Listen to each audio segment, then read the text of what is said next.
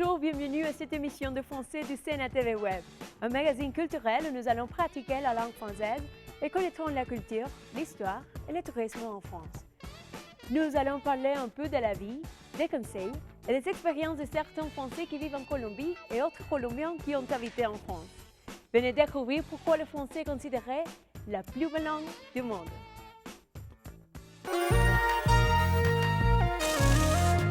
Miércoles de bilingüismo.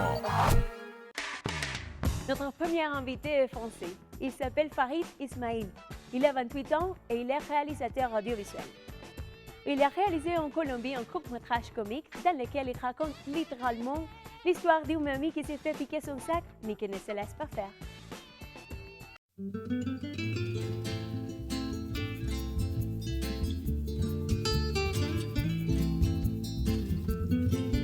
Bonjour, je suis Farid Ismail, j'ai 28 ans et je suis réalisateur. J'ai fait un court-métrage en Colombie qui s'appelle The Mami.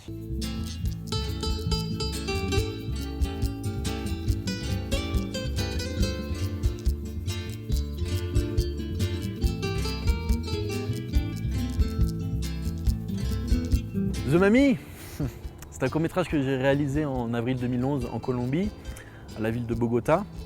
Et ça raconte en fait l'histoire d'une vieille dame qui se fait piquer son sac par un jeune homme. Voilà. Sauf que la vieille dame ne se laisse pas faire, elle va lui apprendre la leçon.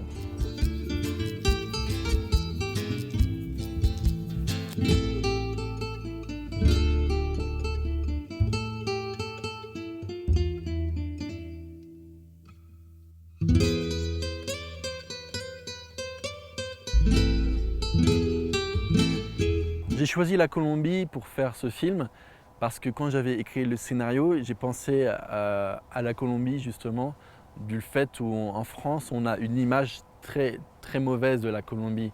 On voit la Colombie comme pays de voleurs, de secuestros, guérilla, fait aussi. Alors moi je voulais appuyer sur le voleur justement parce que les Français croient que les Colombiens c'est des voleurs. Aussi parce que j'ai trouvé qu'il y avait beaucoup de courts-métrages de Colombie qui abordaient le thème du vol de façon très sombre, très tragique, très dramatique. Et c'est des très bons films, hein. Et sauf que je pense que c'est des films très noirs. Et moi je pense qu'on a déjà une image très noire de la Colombie et je voudrais une image plus colorée, beaucoup plus drôle. Donc c'est pour ça que je voulais rigoler de ça en fait. No. Agarra mi bolsa y agarra lo tuyo, te lo devuelvo como Melec. ¿Oíste? ¿Dónde está tu mamá? ¿Por qué no has ido a la escuela? Además, ¿qué puedes obtener de la bolsa de una viejita como yo? ¿Acaso 10 millones de dólares? Pues te has ganado la lotería. Alors j'ai entendu parler de la Colombie parce que ma mère est d'origine de la Colombie en fait.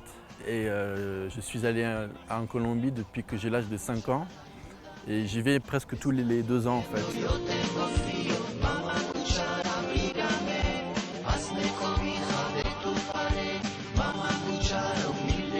Les gens ils sont très agréables, ils t'accueillent les bras ouverts.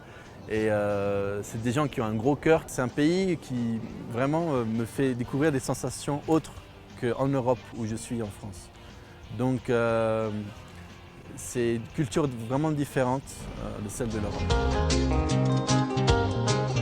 La première impression de la Colombie, moi je m'attendais à voir tous des gens drogués avec la cocaïne, tout ça, la drogue, les guérillas, les FARC. Un pays qui me faisait peur comme ça. C'est des clichés en fait que les médias récupèrent pour alimenter la presse.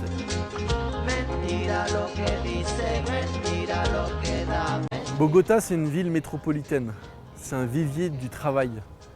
Je vois qu'il y a beaucoup de gens qui prennent le taxi, ça bouge partout.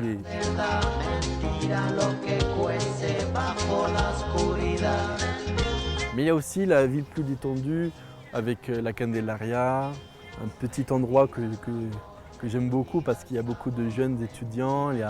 C'est très sympa, les gens qui jouent de la guitare, tout ça. C'est peut-être une ville de travail, mais c'est aussi une ville très agréable de détente. Et je pense que la ville de Paris en France est beaucoup plus penso che Bogota. Il y a des moments où c'était beaucoup très difficile à cause du trafic de drogue, tout ça, on parlait que de ça. Maintenant, je pense que ça va un peu mieux et que la Colombie a tendance à s'améliorer, notamment par rapport au cinéma. Je crois qu'il y a une loi qui a été faite qui aide au développement des films. Et ça, je trouve ça bien parce que maintenant, on espère voir plus de films en Colombie. Alors, qu'est-ce qui me plaît plus de pays? Des Colombiennes. Les Colombiennes parce qu'elles sont très belles, elles sont très tendres, très rigolotes, très gentilles. Elles sont très... elles sont pas compliquées, quoi. Elles se prennent pas la tête comme les pays européens où ils sont beaucoup plus froides. Mais sinon, ce que j'aime aussi, c'est les montagnes. C'est un beau paysage. Le mode de vie des Colombiens, j'aime beaucoup. Même si ils n'ont pas beaucoup, ou bien que c'est difficile, mais au moins, ils vivent mieux qu'en France où on est en stress tout le temps. Je ne veux pas dire que la France, c'est pas un bon pays, tout ça, mais il y a une sorte de tension qui est permanente. Et moi, dès que je suis en Colombie, je passe un temps superbe, quoi. Il y a la salsa, fiesta, les gens super. Et c'est très loin de ce qu'on pense sur la guérilla. Et je pense que ça concerne une région de la Colombie, pas toute la Colombie. Donc je pense que les gens ils font beaucoup d'amalgame avec ça aussi. On a beaucoup tendance à dire que la France est un pays développé et que la Colombie c'est un pays sous-développé ou bien en voie de développement, tout ça. Mais pour moi, c'est une question de politique et de richesse.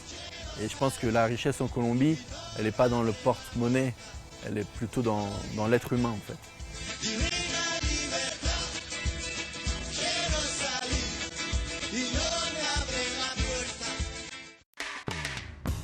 Restez avec nous, on se retrouve après la pause avec plus d'informations sur la langue française. Vous êtes sur Sénat TV Web. Ne bougez pas, à tout de suite. Quel est l'animal symbole de la France? A. Le poulet.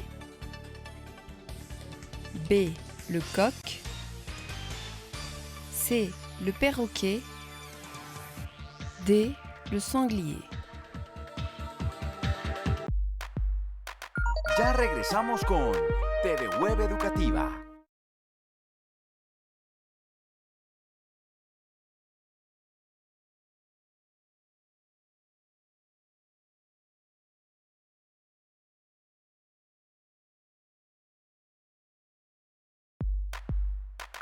Seguimos con TV Web Educativa.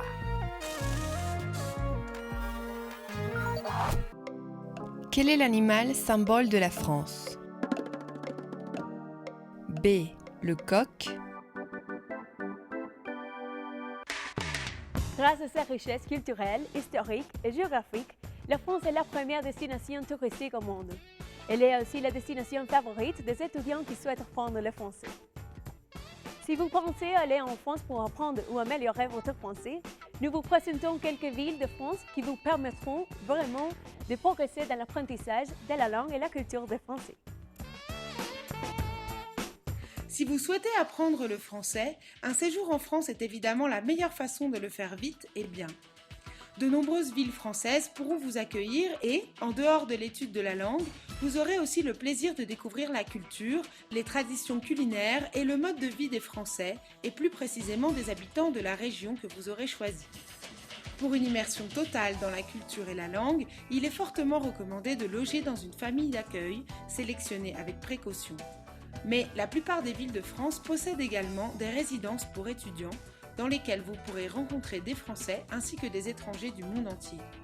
Voici donc quelques-unes des villes dans lesquelles vous pourrez étudier le français, car toutes possèdent des instituts d'enseignement de la langue française à destination des étrangers.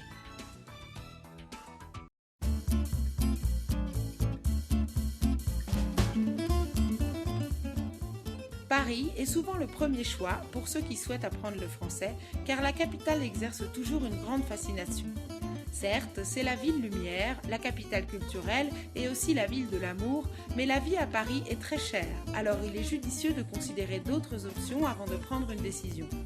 Car la France, ce ne sont pas seulement les monuments, les musées et les beaux jardins de Paris. C'est aussi tout le charme de la province, comme l'appellent les Parisiens, c'est-à-dire des paysages spectaculaires de vignobles et de vallons, une incroyable diversité de climats et de reliefs, les villes construites sur les rives des grands fleuves qui traversent la campagne française, ainsi que les côtes, celles de la mer Méditerranée, mais aussi celles de l'océan Atlantique.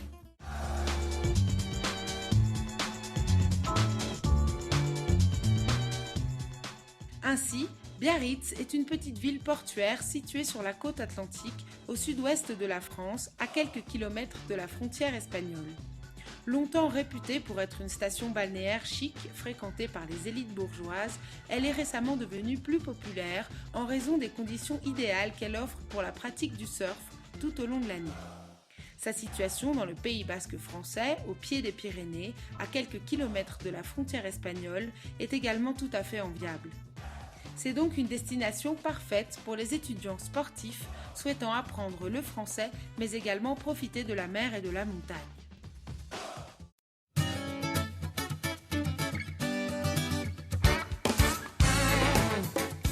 Réputée pour ses vins, sa gastronomie, ses antiquités, ses foires, ainsi que pour ses festivals, Bordeaux est une ville animée idéale pour apprendre le français. Listée au patrimoine mondial de l'UNESCO, la ville de Bordeaux est dotée d'une architecture magnifique et fort bien conservée, et reste une destination de choix pour les amateurs de culture et d'histoire française, du fait de ses nombreux musées et galeries d'art.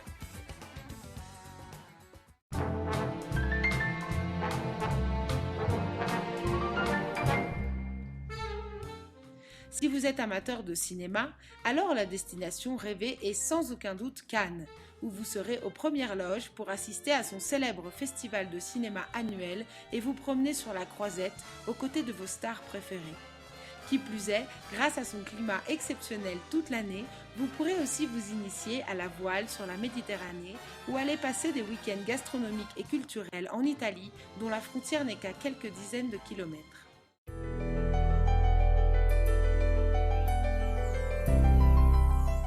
Chambéry est une petite ville historique et artistique située en Savoie à quelques dizaines de kilomètres de Lyon, au cœur des superbes Alpes françaises. Si vous aimez la montagne, si vous êtes marcheur et amateur de gastronomie montagnarde, alors la petite ville de Chambéry et son cadre alpin est pour vous.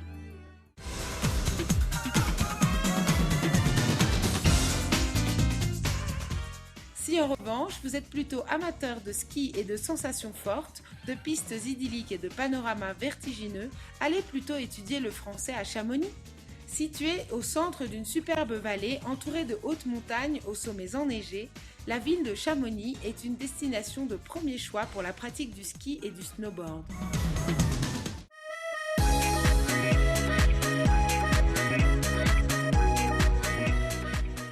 À La Rochelle, vous passerez un séjour linguistique au cœur d'une cité millénaire face à l'océan Atlantique.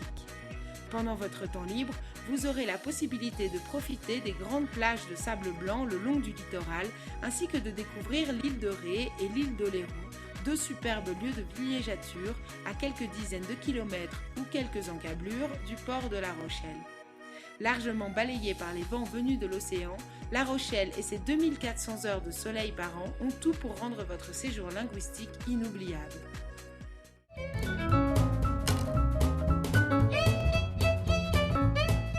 En apprenant le français à l'école de langue de Montpellier, vous aurez le plaisir d'être accueilli dans une ville dynamique, réputée pour son ambiance estudiantine et située à quelques kilomètres à peine de la mer Méditerranée.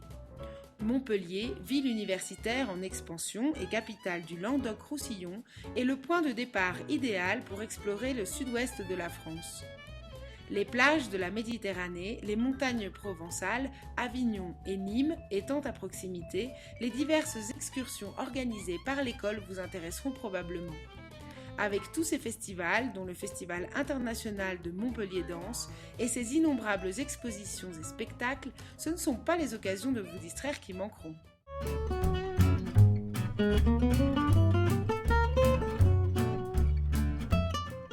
Nice Nice, capitale de la Côte d'Azur, est particulièrement célèbre pour son climat très agréable, mais aussi pour la beauté de ses plages. C'est une destination idéale pour apprendre le français. La vie y est moins chère qu'à Paris ou dans d'autres grandes villes françaises, ce qui rend les logements pour étudiants accessibles. Les cours de français de l'école de Nice sont réputés pour leur qualité. Sa proximité avec l'Italie et tout le bassin méditerranéen en fait une destination idéale pour les étudiants avides de voyage et de découvertes en Europe.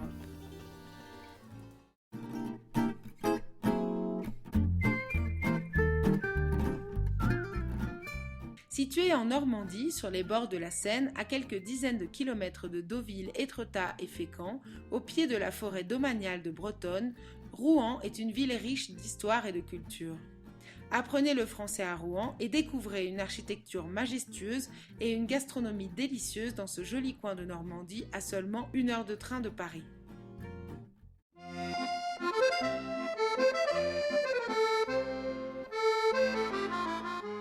Tours est une très jolie ville, réputée pour avoir l'accent le plus neutre de France, ce qui en fait une destination toute particulièrement indiquée pour apprendre le français.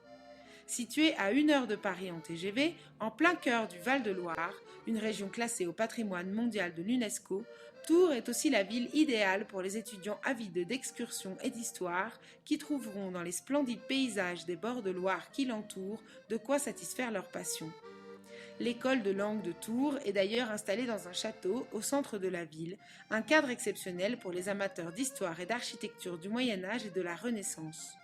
Cependant, Tours n'est pas seulement une ville historique, elle est aussi une ville dynamique qui accueille plus de 30 000 étudiants chaque année.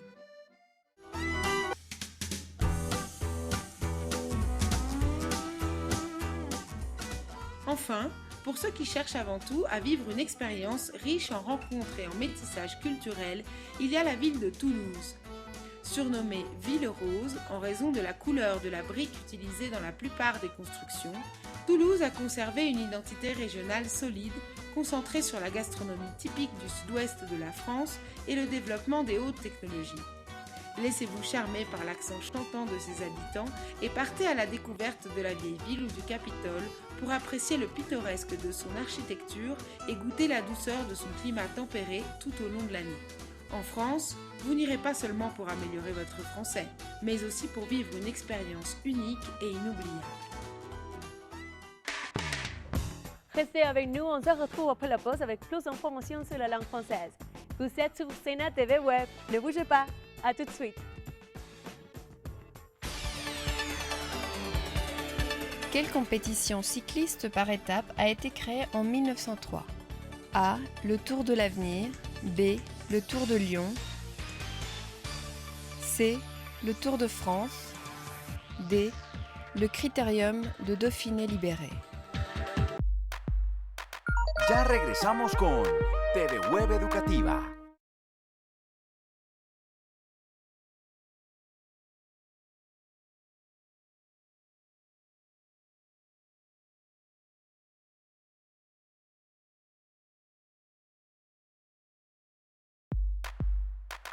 Seguimos con TV Web Educativa. Quelle compétition cycliste par étape a été créée en 1903 ? C. Le Tour de France. Notre deuxième invitée est colombienne. Elle s'appelle Atenea Camacho. Elle a 22 ans et elle a effectué un double diplôme entre l'école de commerce de Toulouse et son université colombienne. Aujourd'hui, elle nous raconte son séjour en France. Atenea, bienvenue sur Sénat TV Web.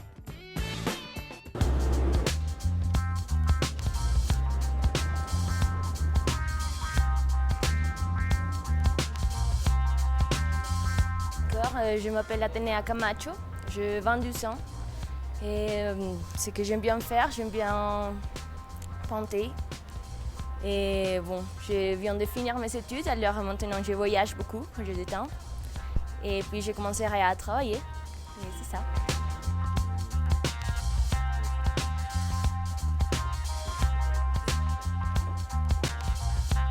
Et j'avais ma tante qui habite en France. Et puis, il y avait un programme de double diplôme et de mon université avec l'École supérieure de commerce de Toulouse. Et pour avoir le double diplôme, j'ai commencé à étudier français pour commencer les programmes.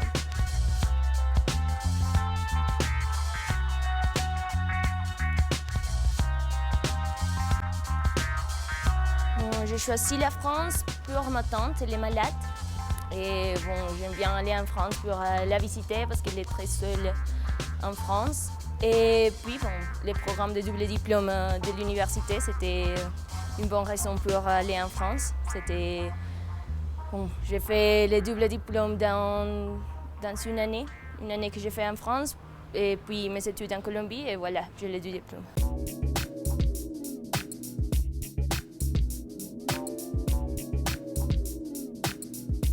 Alors, la première fois que je suis allée, j'avais 12 ans.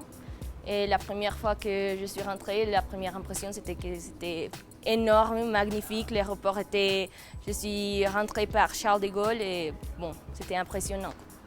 Et bon, j'ai rencontré des problèmes comme qu'ils sont pas flexibles avec les horaires du commerce, quoi. Alors, me lever un dimanche après midi et sans avoir des courses chez moi, et je ne pouvais pas aller pour un supermarché parce que c'était tout fermé. C'était bon, les seuls problèmes que j'avais là-bas.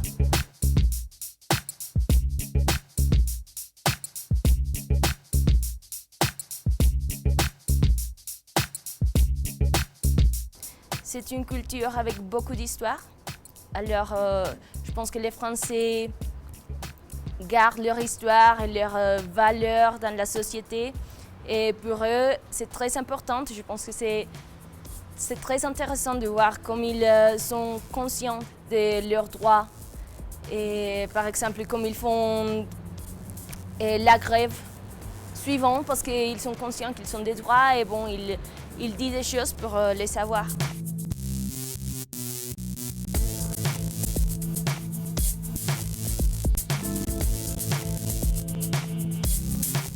Première et deuxième fois que je suis allée en France, j'ai resté dans le nord, vers Paris et la Picardie. Et puis j'ai étudié à Toulouse. Et la première fois que je suis allée à Toulouse, c'était vraiment impressionnant, ça m'a marqué parce que les gens sont très différents, ils sont beaucoup plus chaleureux. Tu rentres, tu arrives à Toulouse et il y a des gens qui te demandent si tu es perdu, si tu es bien, si tu as besoin d'aide. Et bon, ça m'a marqué vraiment. En Colombie, on est très spécifique avec la nourriture qu'on mange et en France aussi. Bon, je pense que dans tous les pays, c'est comme ça. Mais on s'habitue en France à manger beaucoup de fromage, beaucoup de pain et ce type de choses, beaucoup de vin.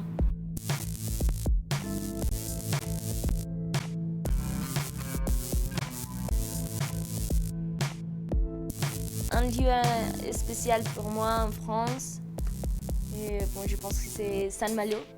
J'ai fait un petit voyage pour Saint-Malo pour, je pense que c'était les Pâques, mais ça, je l'ai trouvé très intéressant parce que ça me rappelait beaucoup à Carthagène, même si c'était très différent, mais c'était sur la plage avec des immeubles historiques et tout, alors je pense que c'était similaire et différent en même temps.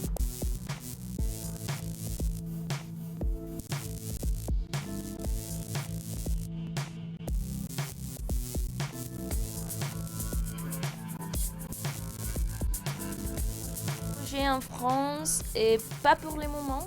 J'avais pas mal d'options pour aller travailler après les stages que j'ai fait là-bas. Mais bon, pour le moment, je vais rester en Colombie. Alors oui, j'ai des projets, mais pour voyager en France parce qu'il y a des villes que je ne connais pas encore et bon, je m'attends et j'aime bien aller la visiter.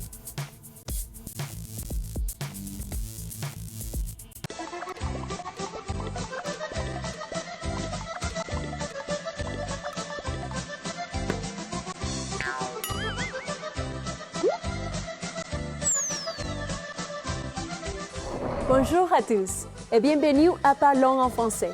Aujourd'hui, vous allez apprendre deux verbes très importants. Ils sont les verbes acheter et les verbes vendre. Merci, Philippe. Así sabrán cómo comprar algo cuando viajen a Francia. Para poder realizar compras en francés, es necesario saber conjugar estos dos verbos. Acheter, que significa comprar, y vendre, que significa vender. Por ejemplo, j'achète un café. Je vends un café. Conjuguemos el verbo acheter. J'achète, tu achètes, il achète, nous achetons, vous achetez, ils achètent. Veamos ahora otro verbo muy importante, pouvoir, que significa poder. Pouvoir es un verbo con una conjugación irregular, así que hay que aprendérselo muy bien. Je peux, tu peux, il peut, nous pouvons, vous pouvez, ils peuvent. Ahora que ya saben utilizar el verbo comprar y el verbo poder, pueden decir où est-ce que je peux acheter un café? ¿Dónde es que puedo